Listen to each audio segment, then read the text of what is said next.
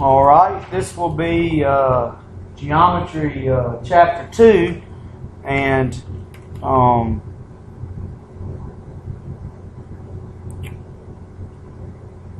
let me see if I can pull this up to see what you guys are seeing. All right, on Geometry Chapter 2, what we'll cover, we had several new terms. The new terms that we need to know for this test I've given you, but I'm going to go back through them. Vertical line, that is a line that runs north and south. Vertex is the point where the rays that make an angle intersect. It's the point they share in common. Is a vertex. Sorry, vertex. A straight angle. We know that measures to be 180 degrees. Right angle. That angle measures 90 degrees. A ray is a set of all points that extend infinitely in one direction. A plane, that is a flat surface that's two-dimensional with length and width. Perpendicular lines, those are lines that intersect at a 90-degree angle or a right angle. Parallel lines are coplanar lines that never intersect. Obtuse angle. Obtuse angle is an angle that measures greater than 90 degrees. Obtuse angle. A line segment is a finite finite part of a line. A line is the set of all points that extend infinitely in both directions. Is a line. It goes on forever and ever, never stops. Intersecting lines are just lines that cross. No special place there. They are just lines that cross. A horizontal line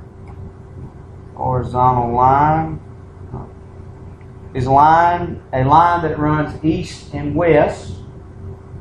Coplanar means on the same plane. Concurrent, those are lines that intersect, but they intersect at exactly the same point. So you may have multiple lines intersecting, but they intersect at exactly the same point. Collinear means on the same line. An angle is formed.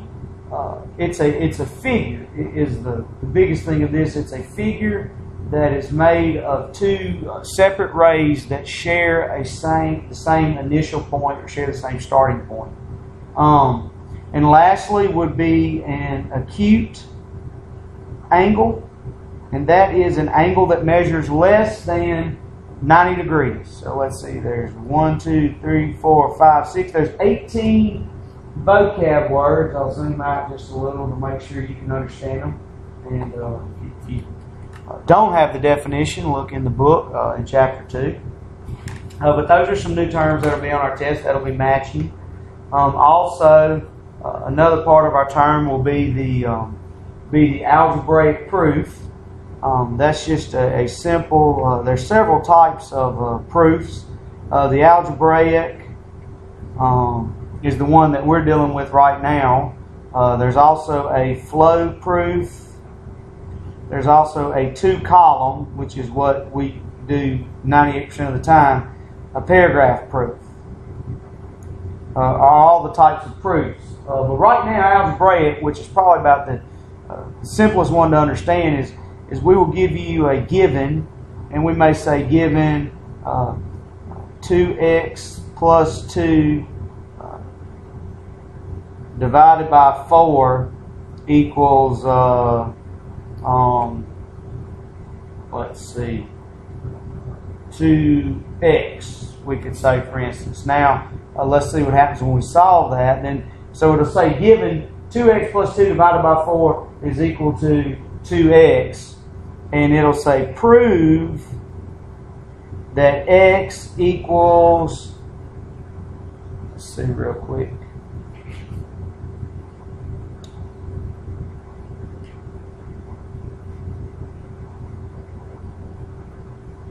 x equals 1/3. So we know when we get to 1/3, that'll be the end of our proof. Our proof's always going to start off, we're going to do a 2-column proof. So we'll have our statements on the left, reasons on the right, like a T-graph, T-table. We number them. First is always our given, so it'll be 2x plus 2 over 4 equals 2x, and that's our given. Second step, I'm going to multiply both sides times 4 in order to cancel out this, so it'll result in 2x plus 2 equaling 8x. Now, since I multiplied both sides by 4, then that is the multiplication. Let me move this up so you can see a little bit. Multiplication property of equality. Okay. Step 3, I'm going to move my 2x over by subtracting 2x from both sides. So I'll end up with 2 is equal to 6x, and that will be the subtraction property of equality. Just leave it like that, property of equality. And then lastly, for step 4, I'll divide both sides by 6. So x will result in 1/3, which is what we had. And so that, since we divided, that will be the division property of equality. And that will be our first 2-column algebraic proof. Easy enough.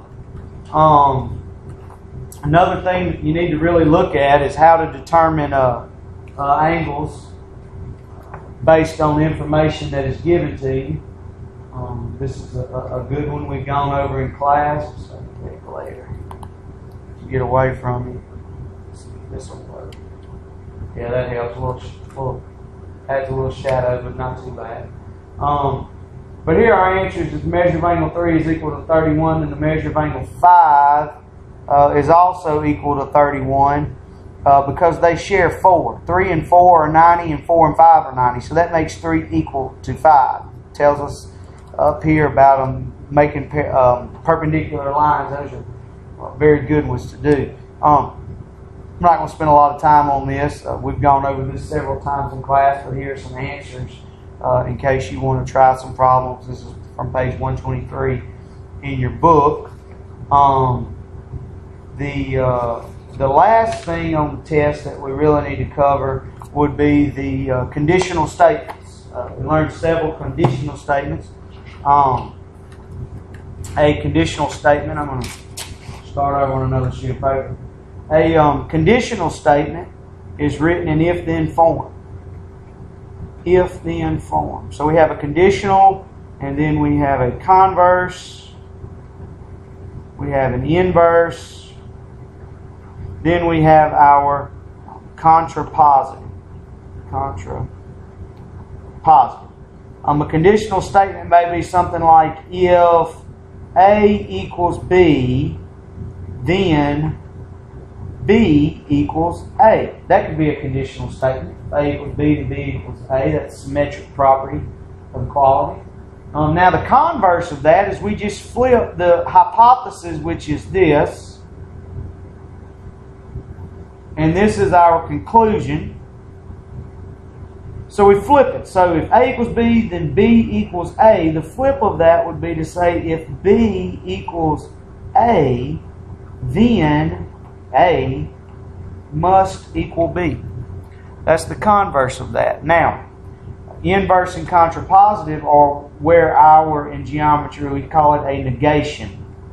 It's a negation. These are the two that make it negative. So the inverse, I always think of mine as numbered 1, 2, 3, and 4. And my odds go together and my evens go together.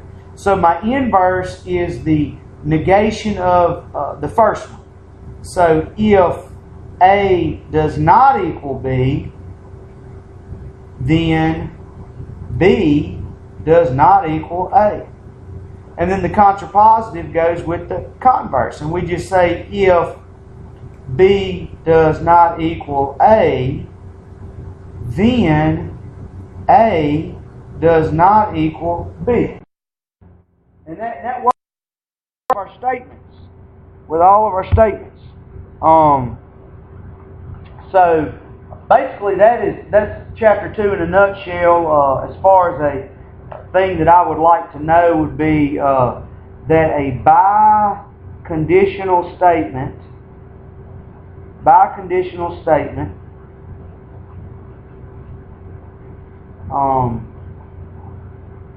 is, or we could say contains